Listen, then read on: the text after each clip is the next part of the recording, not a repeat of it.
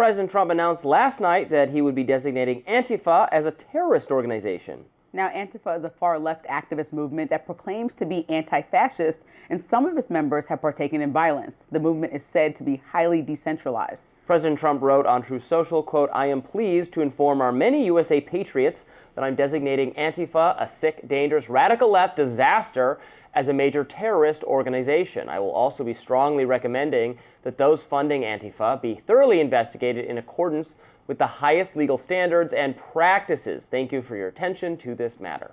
Now, President Trump hinted Sunday that he would be investigating left-wing groups after Charlie Kirk's assassination. Let's listen. And when you look at the agitators, you look at the scum that speaks so badly of our country, the American flag burnings all over the place, that's the left, that's not the right. Do you plan on investigating? We'll see. We'll be announcing. They're already under investigation. You know, they're already under major investigation. A lot of the people that you would traditionally say are on the left. They're already under investigation. Many conservatives praised Trump for the move on X. Senator Mike Lee, for instance, wrote, "Antifa is like a group of arsonists masquerading as firefighters. Thank you, President Trump, for designating Antifa as a major terrorist organization."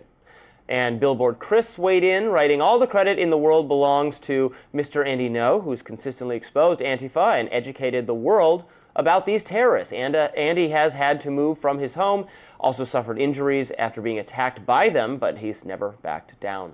Meanwhile, some on the left have sounded the alarm. Streamer Hassan Piker wrote, "They're openly admitting they're fascist, by the way," and author and former U.S. Navy Senior Chief Petty Officer Malcolm Nance wrote, quote, "Terrorism expert here. You cannot designate an idea as a terrorist group. There is no organization called Antifa. There is no leadership or funding path. There is no membership. Also, there is no law in America to charge terrorism. Ask Luigi." What he is doing is setting the stage to designate any American as a terrorist. That's fascism. Release the Epstein files. The hashtag at the end. Malcolm Nance is an utterly ridiculous person. There are certainly laws against terrorism. So well, I think, sure. and what Luigi Mangione, they dropped the state terrorism charge. They're also, right. But there is such a thing as a terrorism charge, and there are federal charges. So I don't know what he's talking about there. Fine, I don't know what he's talking about there, but I do know that in the last few weeks, the other guy has called for his political enemies to be killed. So.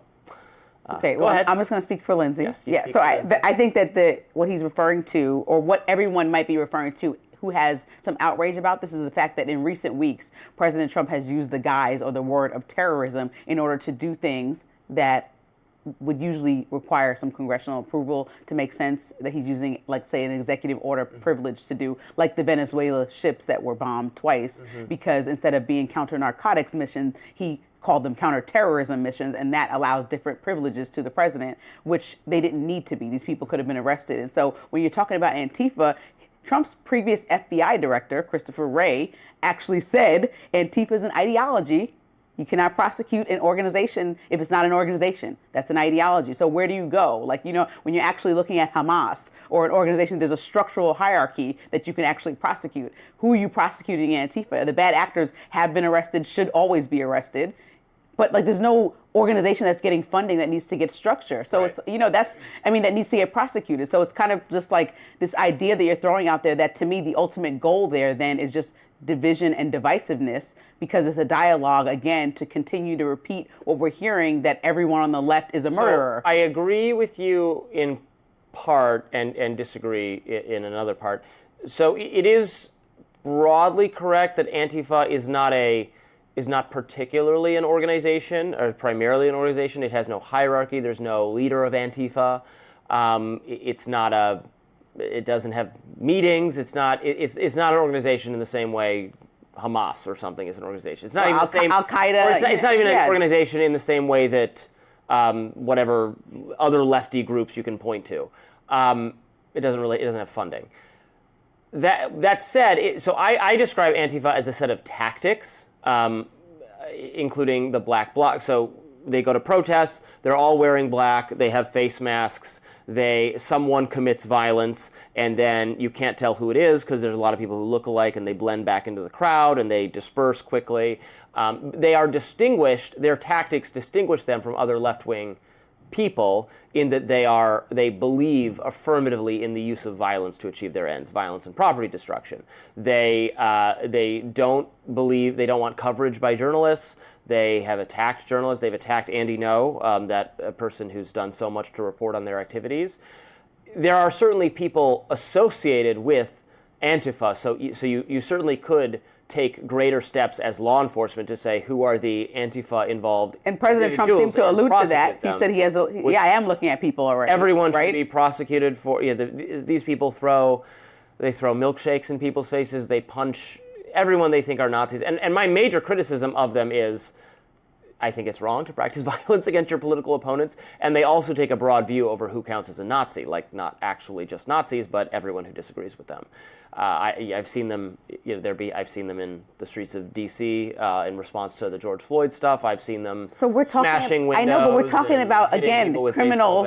We're talking about criminals, and President Trump is trying to pin it on the left and saying that Democrats need to be okay, but on the right, like if we talk about the same ideologies and say, okay, there are people committing bad acts.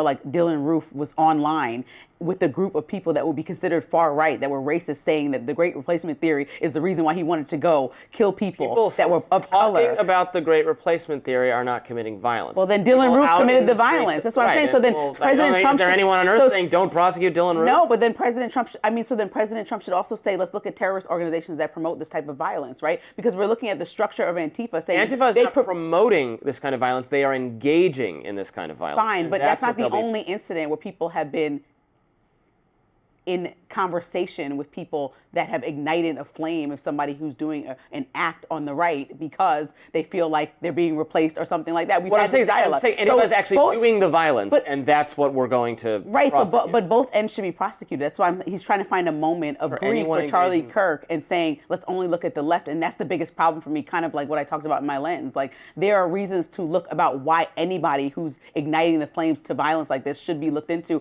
on this long list that he has. Igniting the flames, actually doing it. I would agree with you. We just had Minnesota lawmakers killed. So yes, the same thing. Anybody who they were in conversation with in an organization similar to Antifa on the right should be looked into. Antifa is not a group inspiring other people to commit violence through their rhetoric. Antifa, by the definition of what Antifa is the people engaging in the violence. Right, but then who congregates to say they're all in one group and not just random criminals? Like, that's what I'm saying. There has to be some type of organization. They're deciding how they're going to behave. They're distinguished from random criminals in the way that they dress and the political ideology that they have. So if a random person puts on a mask, now they're definitely Antifa. That's what I'm saying. That just doesn't. Well, I mean, kind of, because Antifa is not an organization. It's a method of carrying out. Which is why you can't call it a terrorism group and pin it on the left and say, I'm going to go through it. I don't really want to call anything a terrorist group, because terrorist group is sort of a nebulous definition, and I don't understand what the government is.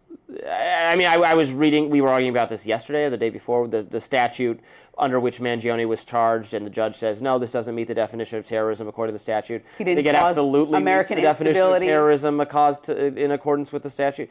Well, yes, he's causing instability. He's threatening the other CEOs of healthcare companies. He's saying the people who support these policies should fear for their lives. Yeah, he didn't cause. Yeah, the judge is full of something. Because you think the judge maybe also has some I know. I think are you going down that rabbit hole? No, I don't know, maybe the judge is a little Luigi Mangione fangirl too. I think the decision was baffling.